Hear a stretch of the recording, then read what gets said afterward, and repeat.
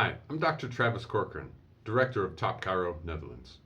Now, a lot of our clients always wonder and even ask, what are the qualifications for a chiropractic? What is the education? Is it just as much as a medical doctor? Is it a weekend certification? Well, I can tell you it's very similar to a medical doctor. We get all the same background, anatomy, and physiology. In fact, I've probably spent more time in an anatomy lab than most people you know. And while that education, I may not be sticking a stethoscope and listening to your heart or looking in your mouth and ears, it is important that we have this background knowledge so that we know you're in the right place. We want to know that chiropractic is right for you and it can help you. And if not, that we can send you to the right place. As chiropractors, we're required to be primary care physicians. The medical doctors, they're specialized in medicine and surgery, which is important for crisis or life-saving situation.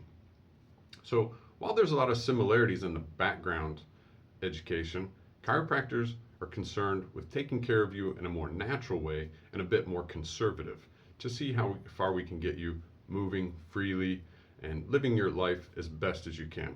So if you have any questions or you want to learn more or you think chiropractic might be right for you, just message us to find out.